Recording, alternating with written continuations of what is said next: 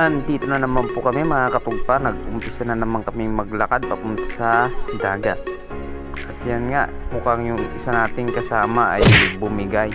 Preview.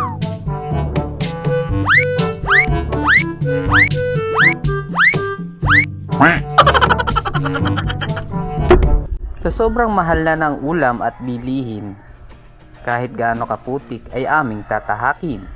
At kahit paano kalalim, ay aming sisisirin para lang may libreng ulam na sa pamilya ay maihain.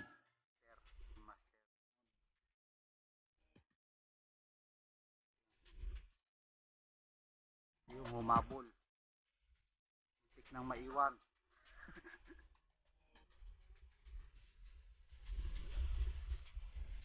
Hindi masyadong malamig mga katugpa ngayon. Tama lang. Walang hangin. Meanwhile, Yun mga katugpa, nandito kami sa mabuhangin na parte at yun nga ito ang sumalubong sa atin. Isang sapsap yata ito. Isang alam ko masarap ang sinbaw nito at saka ito dalawang samaral katugpa. Kaya lang hindi nagpaabot sa atin. Sobrang bilis nila lumangoy. Ito medyo bumagal pero talagang ayaw magpahuli. Kaya pinabayaan na lang natin. Tapos ito ang uhulihin natin. Pangalawang huli natin ito. Danggit mga katugpa. Diyan syempre hanap ulit tayo. At ito na naman. Danggit na naman mga katugpa. At ayun, tumakbo siya. Sayang. Pero madami talagang danggit dito kaya hanap ulit tayo ng ibang uhulihin. Ito dikit lang siya sa bato. Kaya kahit umalis yung iba, at least may papalit na makikita ulit natin. Ito danggit ulit Sobrang dami talagang danggit dito mga katugpa sa area na ito. Kaya lang bihira lang luminaw dito, kaya pag malinaw talagang sinisisidan ko ito. Ito danggit na naman, ang lalapad. Ang lalapad ng mga danggit dito mga katugpa. Ito sigapo mga katugpa. Tingnan natin kung mahuhuli natin. Yun, sinubukan nating panain pero ayun, wala, hindi natin nahuli.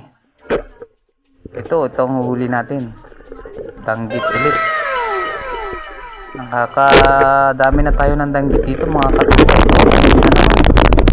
Huli na naman natin. Madami-dami talagang danggit dito. Ay ito mga katugpa samaral. Dika, huli natin. Ay may lambat palang nakaharang kaya ito na lang. Balawis danggit pa rin. Okay. Ito balawis pa rin. Nakasanda lang siya dun sa bato. Sa pool. Malalapad ang balawis dito ngayon mga katugpa. Yung maliliit, iniiwan natin ito. Sa maral na naman sa pool pa rin. Ito may lambat ito pero hindi nahuhuli yung mga isda. Dahil pupunta sila doon sa ilalim. Siyempre isda lang sila pero hindi sila tanga. Ayan balawis na naman mga katugpa. Ayun, sablay tayo doon. Yan, bawi tayo dito sa susunod. Ito, walang kawala walang kagalaw-galaw. Ito, napansin ko dito sobrang dami ng danggit. Ayan ano kayang masarap na luto dyan mga katugpa? Comment nyo naman dyan sa baba ng aking magawa. Ito sa maral ayun, ay sablay, sayang ang laki pa naman ito malaki ito sa maral na naman mga katugpa. Malapad-lapad, ay nako, umalis na ito mga katugpa. Nagtaka ako dito, akala ko patay pero nung pinana ko, buhay pala, natutulog lang pala yung pusit. Ganun pala matulog ang pusit. Ang galing. Ayun, nahuli natin yung pusit na yun syempre. At ito meron pa ditong dumaan ayun, kita nyo ba yun? Siyempre slow mo natin para makita nyo. Ano kaya yan mga katugpa? Yun, umitim. Siyempre ibig sabihin, isa din siyang pusit. Ayun, magkasama pala yung dalawang pusit na yon. Yung isa lang natutulog, ito gumagala pero nagpahuli pa rin sa atin. Yan, may pusit na tayo pang ihaw natin bukas. Ito, balawis na naman mga katugpa. Ayun oh, umikot na.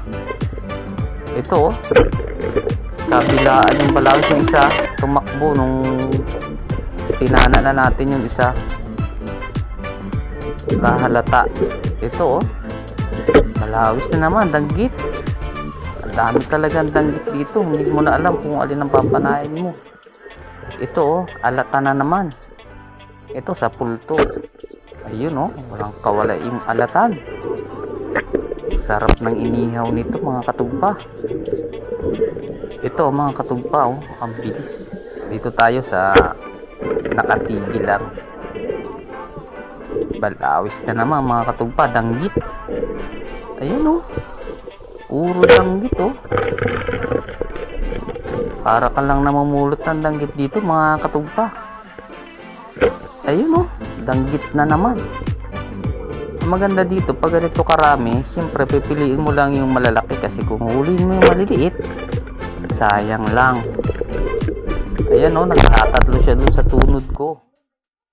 Dahil hindi ko na mapahugos. Dahil sayang naman yung oras. Ayan oh, sibuy agwan tayo mga katugpa. Ito, samaral na naman. Kaya lang maliit pa. Iwan muna natin, hanap tayo ng malaki-laki. Ayun, balawis, pwede na to. Malaki-laki na rin to. Ito mga katugpa oh, balawis, makulit na balawis. Hindi natin mapormahan ng maganda. Ayun, gumanda ang forma kaya tinamaan siya. Ayan oh, sariwang-sariwa oh. Ganda. Malalapad.